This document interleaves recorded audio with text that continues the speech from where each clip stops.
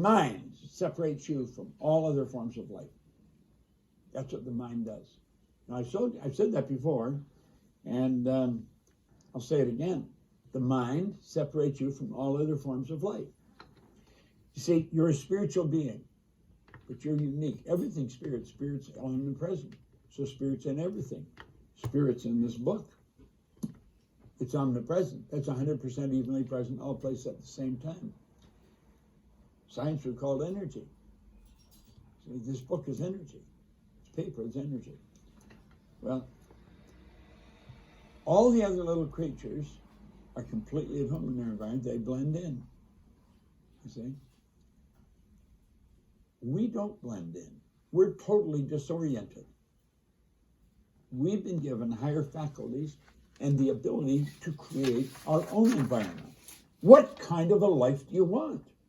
If you make up your mind, you're going to be financially independent. Now, you may be listening to me right now and say, Bob, if you understood where I was at, I don't care where you're at. Yeah, it doesn't make any difference where you're at. Every minute you can start over. The money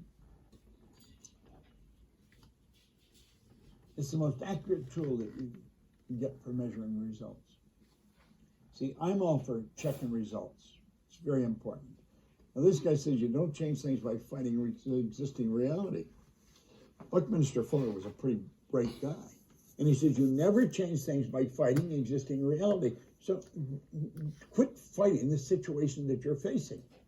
Don't let the conditions or circumstance cloud your mind. Clear your mind.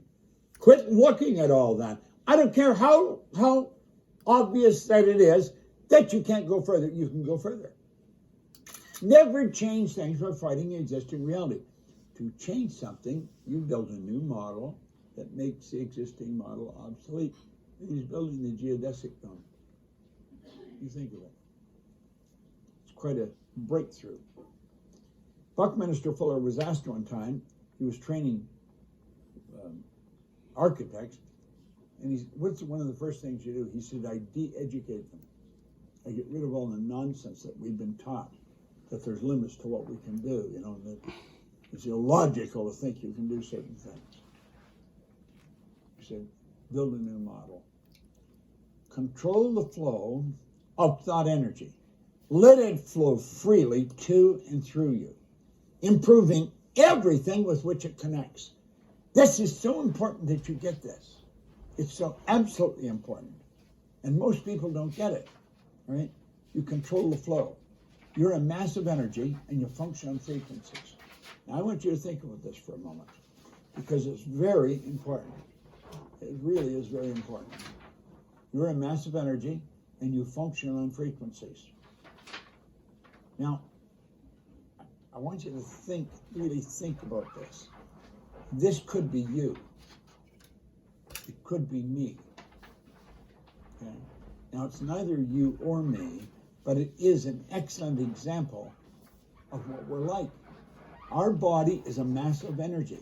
It's a mass of molecules in a very high state of vibration. And it glows. There's energy flowing to and through us. You can even photograph the energy leaving the body. You're a mass of energy. It's unbelievable when you stop and think of what we can do. Most people are extras in their own movie. They don't even realize they're the star. They decide where they're going to go. You don't let somebody else decide that. Now pay really close attention to this. Most people are extras in their own movie. You've got to decide what you really want. You take control. You're the director of your life. What do you really want? It's so important and so misunderstood. Now, there's what most people want. They want time and money freedom. Time and money freedom. Now, Joel Barker, who wrote the book Paradigms, he said to be able to shape your future, you have to be willing and able to change your paradigm. This is so important. If you really want to become financially independent and you're having a little trouble with it, you got to change your paradigm. If you'll follow the direction we're going to give you, everything will change. Now, to deal with change in our fast-moving world, we must develop higher faculties. Now look at Albert Einstein said, the intuitive mind is a sacred gift. The rational mind is a faithful servant. We have created a society that honors the servant and has forgotten the gift. Now let's take a few minutes and talk about what separates us from all the rest of the animal kingdom. Okay? Remember I said they're completely at home in their environment? That's because they operate by instinct, which is perfect. We had instinct removed, and we had higher faculties put in our mind. Now, this should be taught in school. It should be taught to an infant. An infant can learn this. If they learn anything, they can learn this as well. So we want to really think about this. So give this your undivided attention. Watch really carefully now. We're going to talk about these different mental faculties that we've got. Perception. When you change your perception of something, you're going to find that something will change. Change your perception of how you're going to approach your life from this point on, how you're going to approach finances. You see, way back in 1961, when I read that book, I had to change my perception of my financial situation. I had to change the way I looked at earning money. Everything started to change. Now, I had to take, if you'll think for a moment, I took this book and I did exactly what Ray told me. He said, do exactly what I tell you until you find out I'm lying or I don't know what I'm talking about. Now, maybe that's what you want to do. If you're having difficulty, you're really having difficulty making things happen, forget about what you've been doing in the past. Just take my word and do exactly what I'm telling you. You do exactly what I'm telling you, I guarantee your life will change. Practice looking at things differently. Your perception. If you have a problem that you want to solve, write the problem out in as much detail as possible. As much detail as possible. And when you got that written out, sit down and look at it. And then say, now, is that problem on the paper or is it in me? Get the problem out of yourself. As long as the problem's in yourself, you're never going to see a solution. Take it out of yourself. Look at it objectively. Look at it through your eyes written on the paper. It's going to start to change. Shrink it. Make it smaller. They'll go sit on another side of the table and say, how would Bob Proctor look at this? And mentally get into my energy and say, how would I look at it? Then go sit somewhere else and say, how would Earl Nightingale look at this? Or how would Edison look at this? You can get into their energy, just look at it and think from their point of view. Perception. Memory. Do you know there's no such thing as a bad memory? No such thing.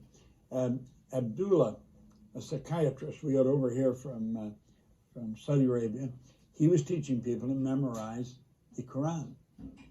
I remember, I think I mentioned the other day that we brought Harry Lorraine in from New York, and on the way in, he picked up a magazine, one of the weekly magazines, it was Time or Newsweek, one of those magazines, and he took a black marker, each page, it was page 1, page 3, marked it right in the middle of the page with a black marker. He read that magazine from New York to Toronto. That's about a 1-hour flight. He memorized the entire magazine.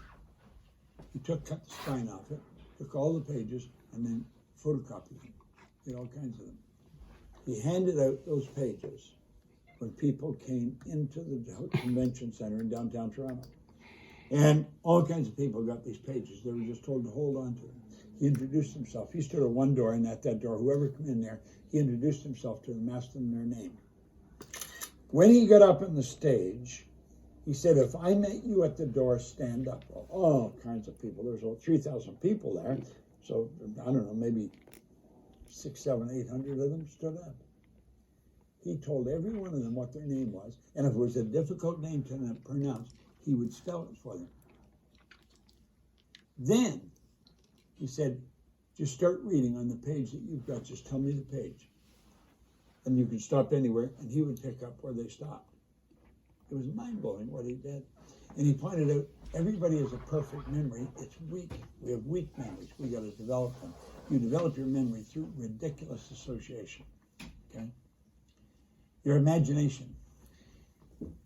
Hill, in here, he said, it's the most marvelous, miraculous, inconceivably powerful force the world has ever known. Our imagination. Now think about this for a moment. Our imagination will take us anywhere we want to go. When we go back and think of Ed Hillary, he wanted to go to the top of Mount Everest. See, he knew he had some innate awareness. If he could see himself there, he knew he could go there. It's amazing the way you look at this. Okay? Everything operates on frequencies. Everything operates on frequencies. When your imagination takes you somewhere, when you go somewhere in your imagination, you're actually traveling somewhere, and you are going on a particular frequency. When you think of what you want, you see yourself with it. You have placed yourself on a certain frequency. By staying on that frequency, you start to attract to you everything that you need for the manifestation of that particular idea. Now that's what we're teaching here, okay? Reason gives us the ability to think. That's where we just pluck energy out of the no thing and build something in our mind. We take energy and create a picture of it in our mind. And we put all these pictures together until we build a picture of exactly what it is we want. Intuition is a marvelous tool. If I walk by you, I can tell you pretty well what you're like. I can pick up your energy. I can read it with my intuitive factor. Now, if I can do it, you can do it. Anything you ever see one person do, you know you can do if you'll pay the price to do it. But you've got to pay the price. There's no free lunch. No free lunch. Intuition is the mental faculty that picks up vibration and translates them in their mind of what the vibrations are all about. Everything operates on a frequency. This book is vibrating. The book is vibrating. Okay? This pen is vibrating. Here we got a bottle of water. This is vibrating. While I'm looking at it, I might as well take a drink.